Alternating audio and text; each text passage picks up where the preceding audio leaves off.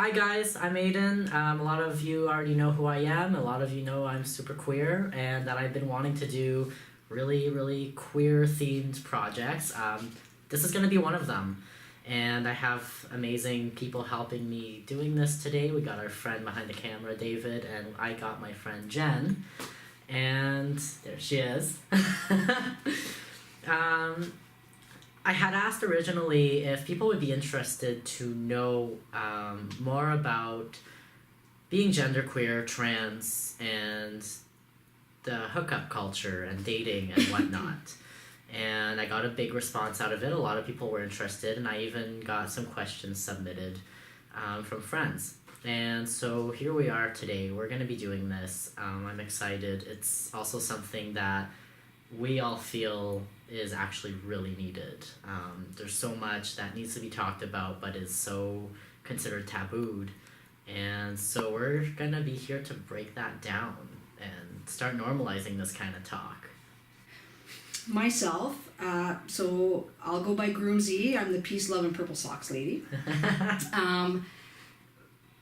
I am a gay married woman. I've been out of the closet since I was very young.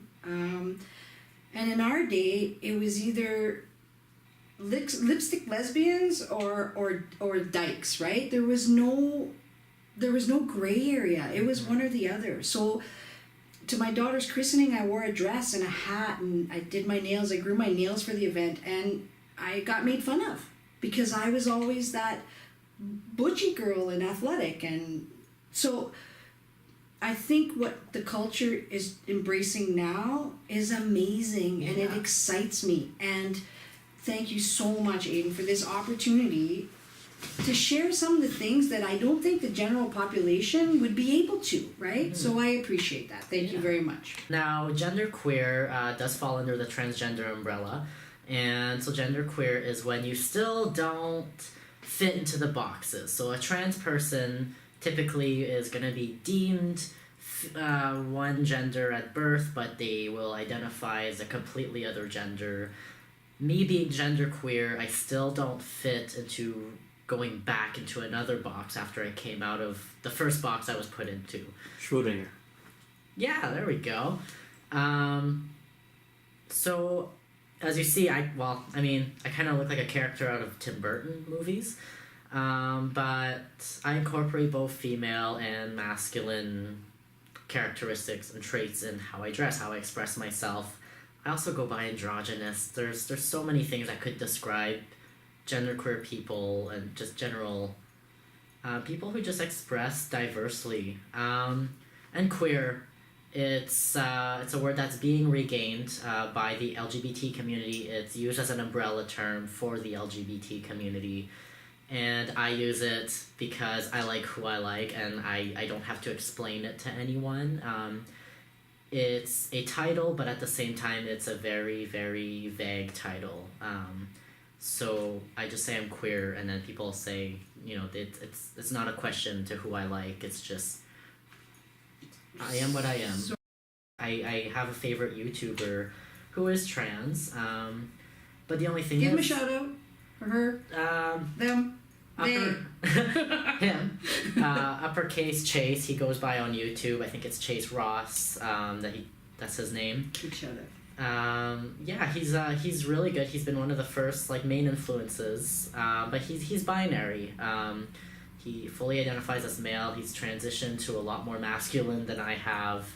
But at least he touches sometimes on genderqueer issues as well. He doesn't erase us, which is awesome. But I chose to do it as a genderqueer person because like I said, there's so many trans people out there that have these YouTube channels or that have these platforms, and they talk about the things that they go through, especially in the dating and hookup world. But what about the in-betweeners? Mm-hmm. Exactly. The gender benders, the genderqueer people, the androgynous people. Exactly. How do we navigate that? Okay, in your perfect world, would you not like to see society attracted to the individuals as opposed to the gender? Yes. Oh my God. Okay, I get it now. Yes. Okay. Breakthrough. Yes. Okay, then state that, Aiden. And because that's what people need to know. let's state it right now. The youth that I'm seeing now more and more are coming out as queer and genderqueer, and I'm seeing less and less coming out as like binary trans people, which there will always be, you know? Mm-hmm. But that's because they're all just dating each other now, and they don't care what their genders are. They just like each other for each other and what they have in common.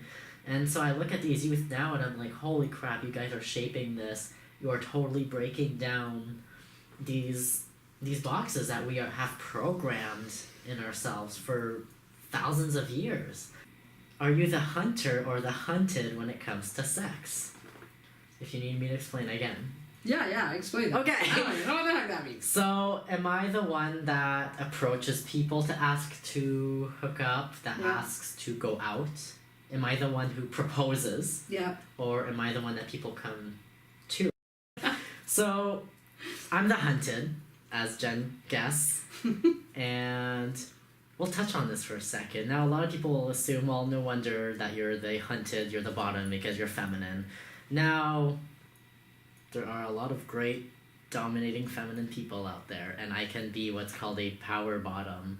So I'm a bottom that tells you what I want done to me. So that's a power bottom, but I'm still a bottom. I'm still the hunted.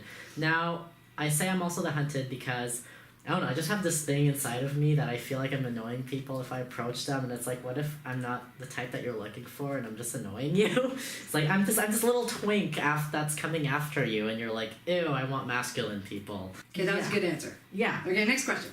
So next question. I got one for one here. Next question. While many transgender people find themselves objectified or fetishized, what's the difference between fetishizing and simply having an attraction to trans people? Some people prefer brunettes, some people prefer blondes, some like slim, some like muscles. How can you tell the difference? The difference between what? Between fetishizing a trans person and just being attracted to them. Okay. So how can you tell the difference being the hunted, correct? So if I'm coming on to you, you're going to be able to tell me whether it's just because you have no boobs or it's because I'm really attracted to Aiden. Kind of, yeah. Okay. Yeah. I'm getting somewhere. Yeah. Okay. I'm sorry, what was the question again? So how can you tell? How can you tell and what's the difference between... I just said the difference. Yeah. Yeah. You can rephrase it though? Yeah, you can. So I got that part right. Yeah. Okay. How can you tell? How can you tell? Well, it's kind of like any woman. Like any woman may face the objectifying piece. When a man's talking to them like this, I got nothing. I'm not objectifying you. Come on. So that's like blatantly obvious. But other than that, I don't know how you would tell. So we're gonna give me what, 500, David? Okay, I get a 5 on that out of 10. All right. So first I'll answer what's the difference between fetishizing, objectifying, and just simply having an attraction. Now here's the thing. You can't just have an attraction to just trans people. Here's why. Because that is fetishizing. And I'll explain why. Look, if you're saying on your profile, I'll use Grindr, that you're only attracted to trans women, you're actively seeking out trans women. You're not seeking out women in general. You're not seeking out cis women. I mean, cis women are not going to be on Grindr.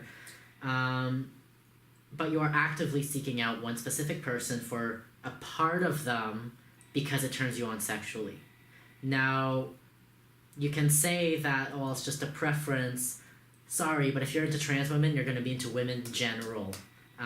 If you're into men, you're going to be into men, whether they're trans or not.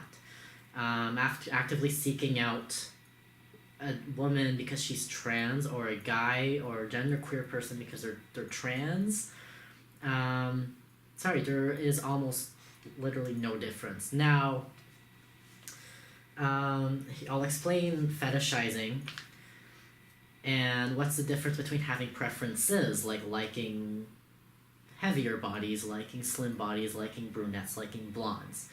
So like I said earlier, I have preferences. I like my guys to be a little scruffy and burly and a little built.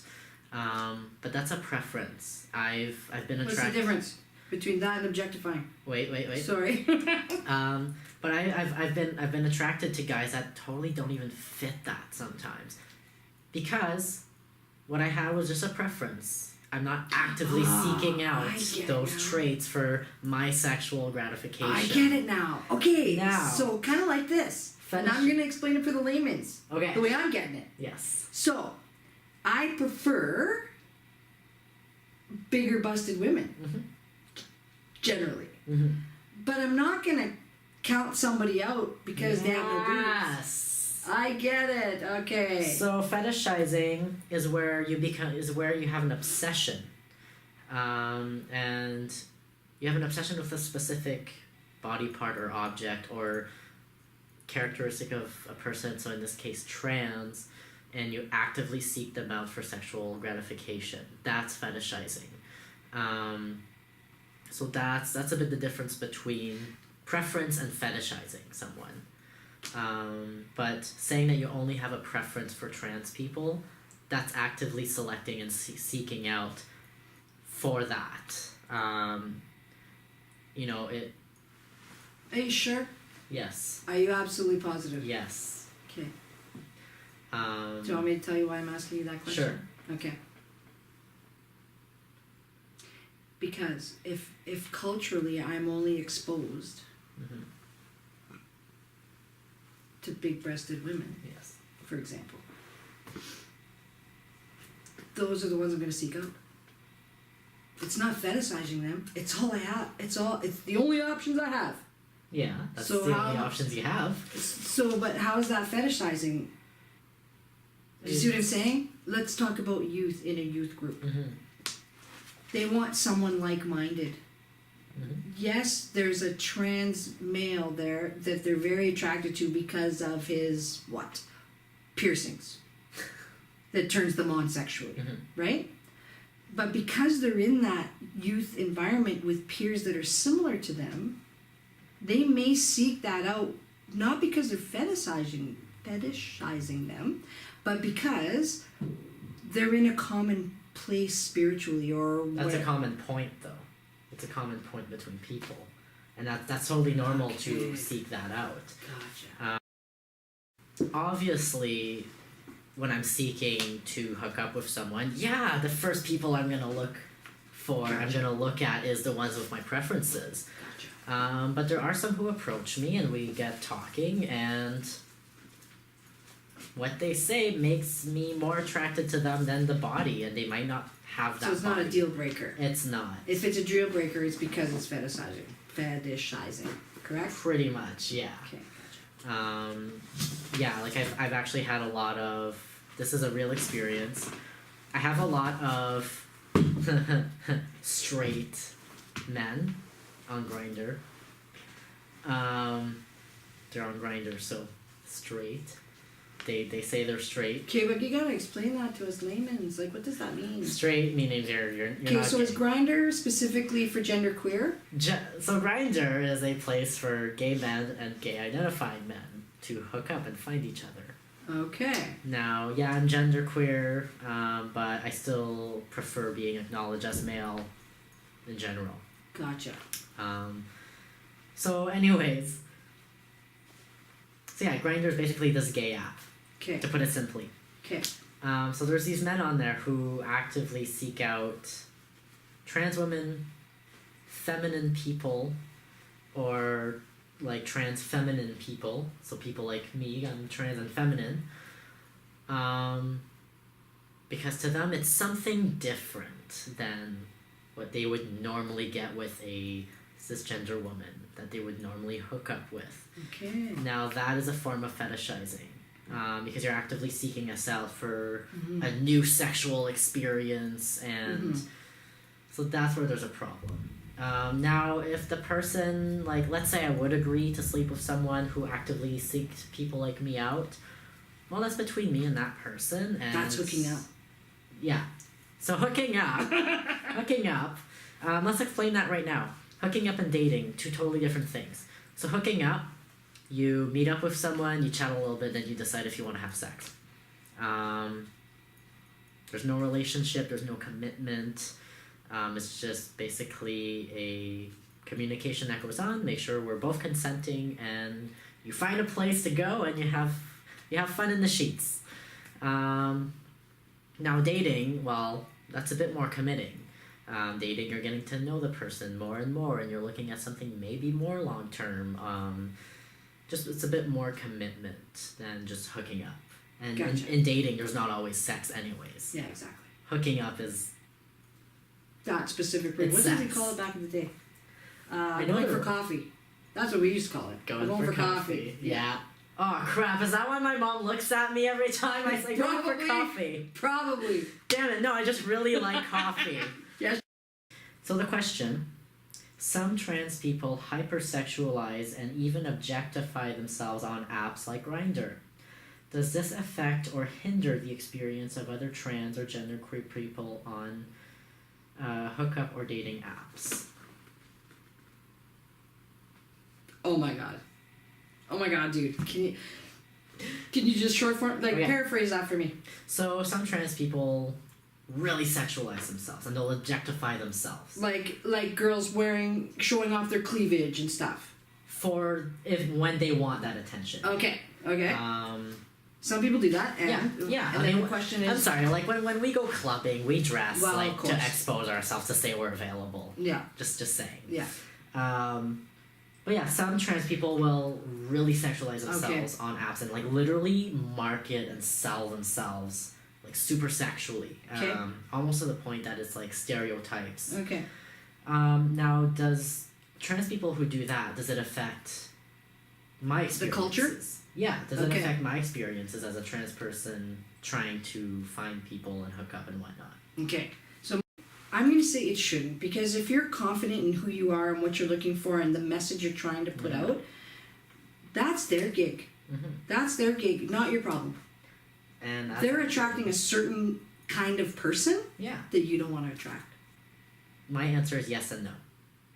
As to if If it's bad for you. if for it's your culture. affecting my experiences on those hookup and dating platforms, I'm going to start by yes, because a lot of these times these people these trans people, these genderqueer people who hypersexualize themselves and objectify themselves are sometimes some of these men's first encounter with Okay.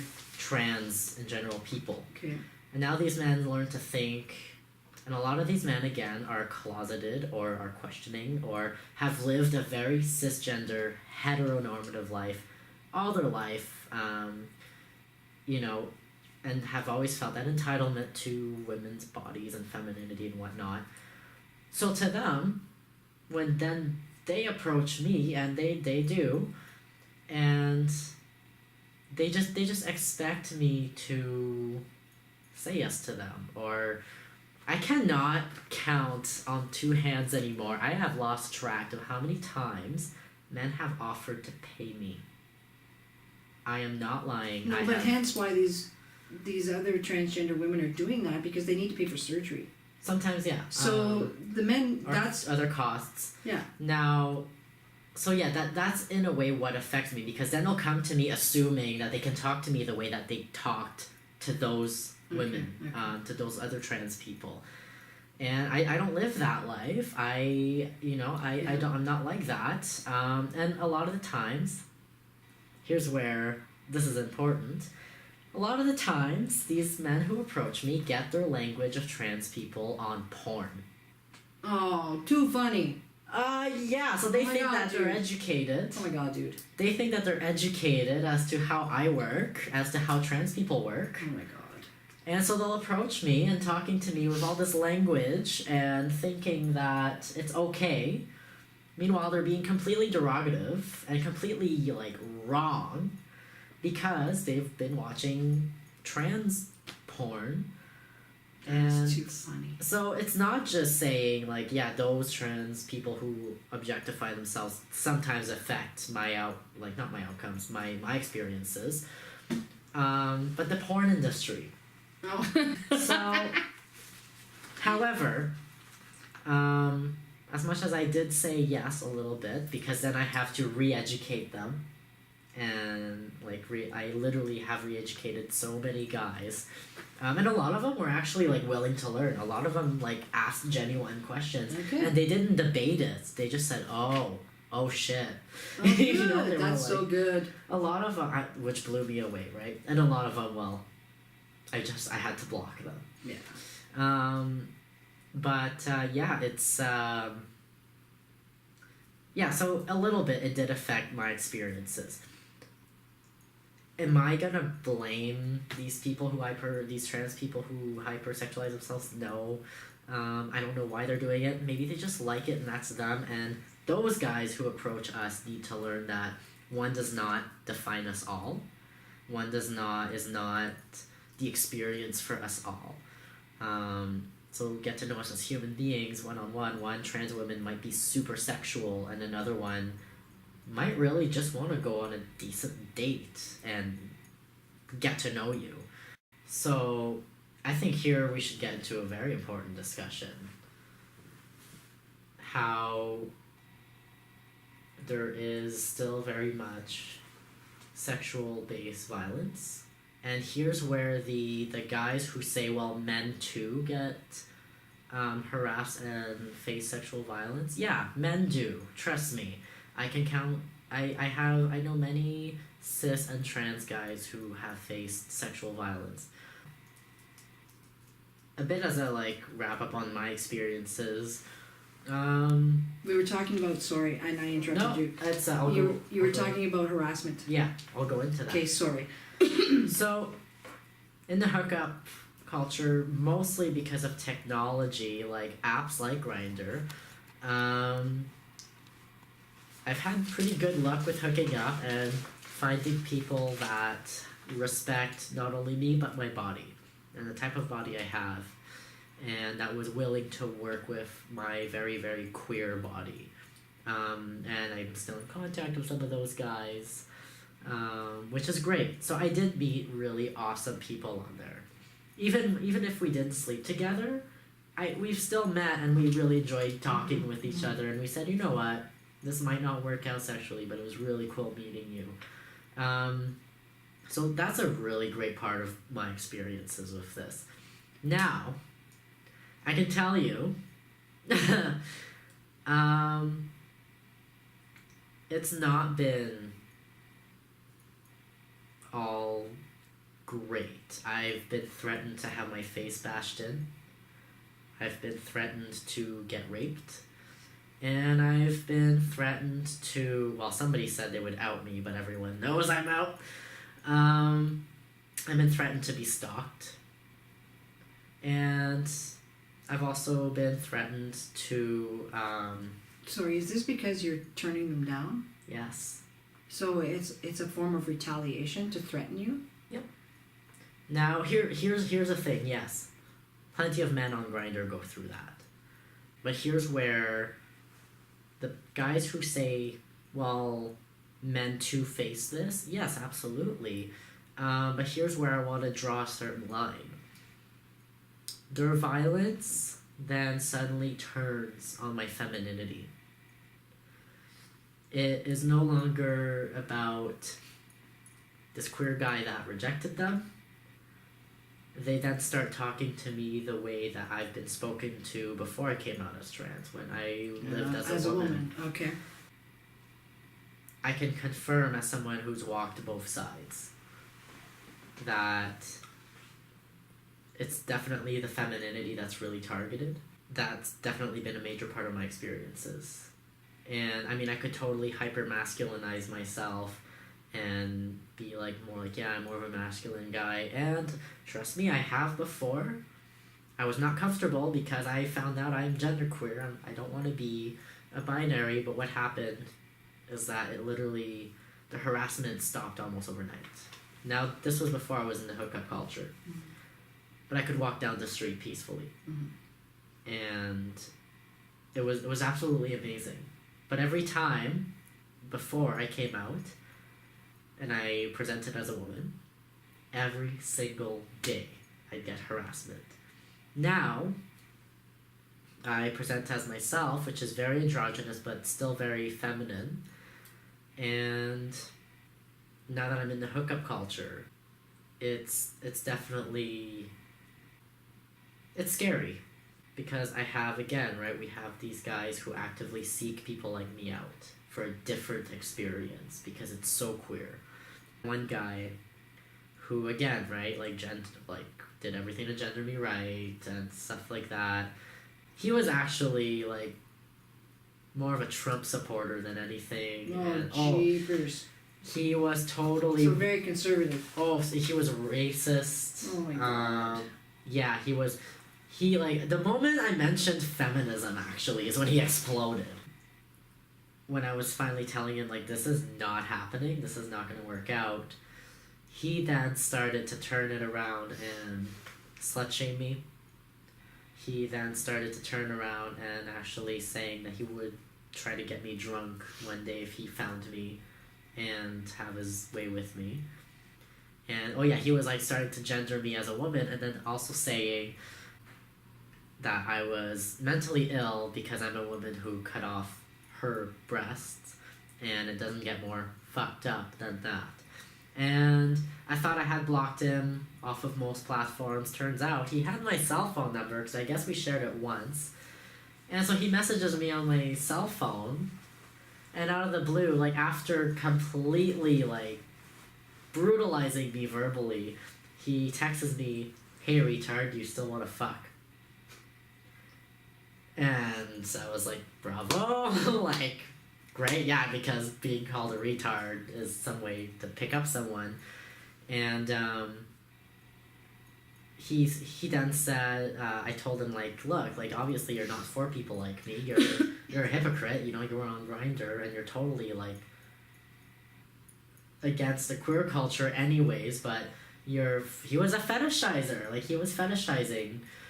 And finally he said it. He was like, well, to be honest, like, I still want to sleep with you because I like sleeping with crazy things and people, and it doesn't get crazier than a woman cutting off her boobs. And so finally I blocked that number, which is cool because there's a setting on my phone that I can do that.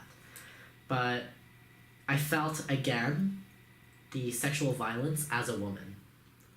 And that is something we need to really, really keep in mind when feminine people and women say that there is this crisis going on.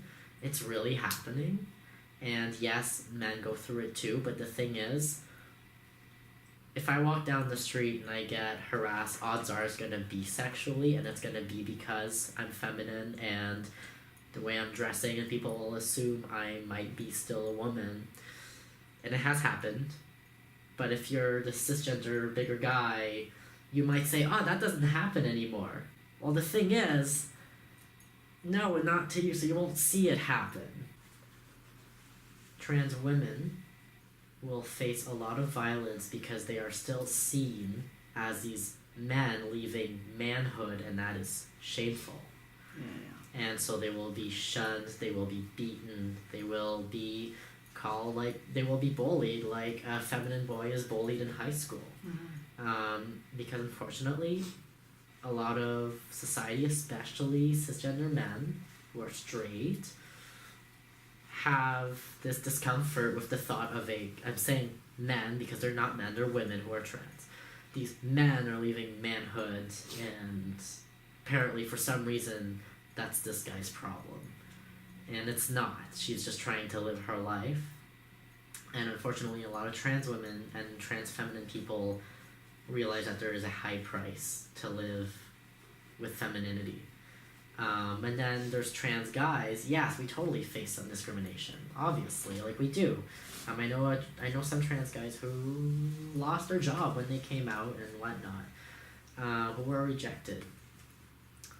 But I have yet to hear of a trans guy saying that they were beaten because women were pissed off at him that he left womanhood.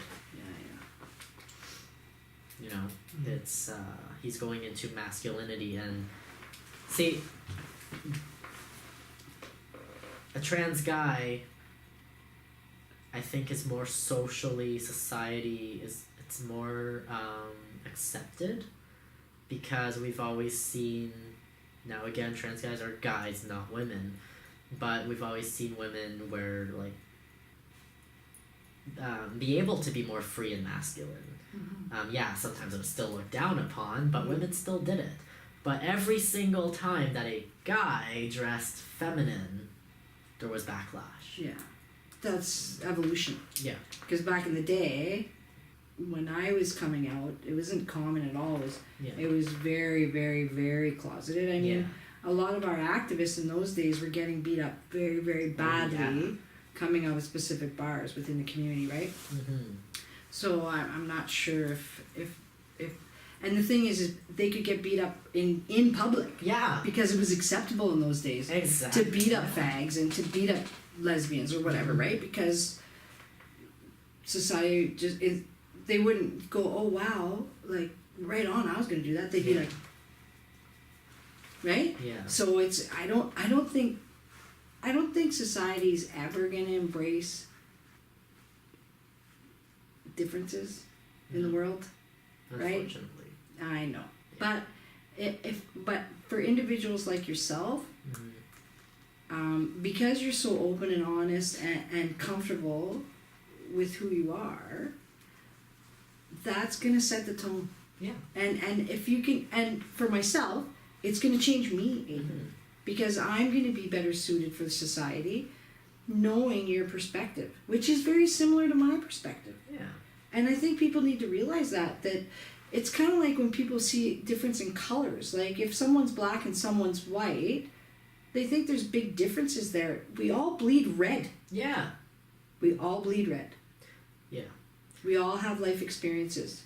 We all are in the hookup stage of our lives at certain points and go through the same things that you're going through, Aiden. Exactly. So I think that society needs to stop turning away because they don't understand and realize you do understand. Yeah. You may not understand the binary and the cis and all the fancy words that culture is attaching to it. But I wouldn't understand Chinese either if someone spoke it to me. But that doesn't mean I'm not going to enjoy company with someone that I don't know anything about their culture. I'm loving this. They're only another variation of human beings. Exactly. It's a human experience, exactly. To not leave this as a total, like, if you're genderqueer, trans feminine, be very careful out there. Again, I've met some really great guys. Some guys that just really wanted to treat my body right and have. And it's been amazing. And I've got even some guys who said, like, I said, okay, well, like, you do know I'm a guy with a vagina. They're like, oh yeah, that's totally fine. And I was like, oh my god, where have you been? And it's been really great. Like, there's, again, like, those bad experiences I've talked about, yeah, they happened more than they should have. But the good experiences I've been having, those are the ones I should focus on. And those other guys, screw them. And the outcome has been pretty good because I've had some really good luck and I'm talking to some great guys. So just to end it on like, that positive note. I think Aiden, I think it's very common what you face. Yeah. I think anybody that goes on a hookup site has to be careful. Oh yeah. Regardless. In today's society and in the world today with all the jerky people out there, right? And the thing is the hookup community, it's tough. It is. Like, it's awful. Like, at least in my day, we'd do the drive-by. So we'd hook up with someone, obviously on the phone because we didn't have this. Yeah. And I'd say, okay, so I'll see you at Tim Hortons at 10 o'clock and wear a red sweater. And then I'd drive by Tim Hortons going like...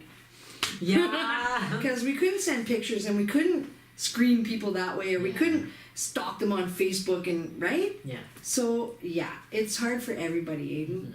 It doesn't matter. Yeah. However, certain people have specific experiences, though. Yeah. No doubt. What time is it? We didn't touch on any questions that stupid people have. My questions are way dumbed down compared to those questions. Well, then we'll ask them. Let's do a part 2. Well, thank you for being with us today. Aiden, you rock. You rock my world. Okay, so we're gonna sign off today. Yes. But we're gonna come back because we haven't gotten to the 50-something questions that aren't as in depth into the culture. It's more about, oh my God, how do people know what's in your pants, right? Yeah. But those are the questions we need to get to. So you need to come back because I'm going to ask the no bars held questions. No filters. That everybody has. Yeah, I didn't refilter them. Yeah. They're going to be good. Yeah. So find us again. Awesome.